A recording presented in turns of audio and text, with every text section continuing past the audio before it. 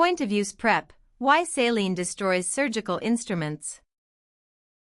Paghahanda sa punto ng paggamit, bakit sinisira ng saline ang mga instrumento sa pag-opera? Theory. Teorya.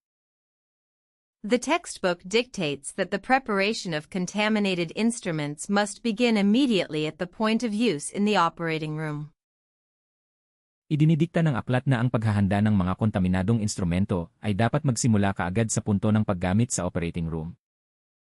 Instruments must be kept moist during transport using approved enzymatic foams or gels to prevent blood and bioburden from drying on the stainless steel. Ang mga instrumento ay dapat na panatilihing basa sa panahon ng transportasyon gamit ang mga inaprobahang enzymatic na foam o gel upang maiwasan ang pagkatuyo ng dugo at bioburden sa stainless steel. Reality. Katotohanan.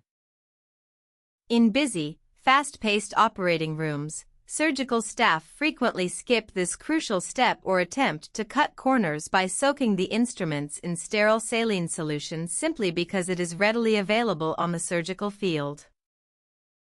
Sa mga abala at mabilis na operating room, madalas na nilalaktawan ng mga tauhan sa pag-opera ang mahalagang hakbang na ito o sinusubukang mag-shortcut sa pamamagitan ng pagbababad sa mga instrumento sa sterile saline solution dahil lamang sa madali itong makuha sa surgical field.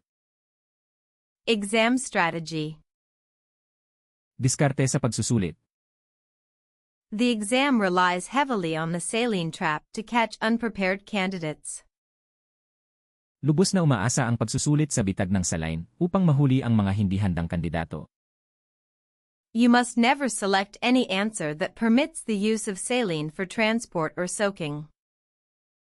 Hindi ka dapat pumili ng anumang sagot na nagpapahintulot sa paggamit ng saline para sa transportasyon o pagbababad.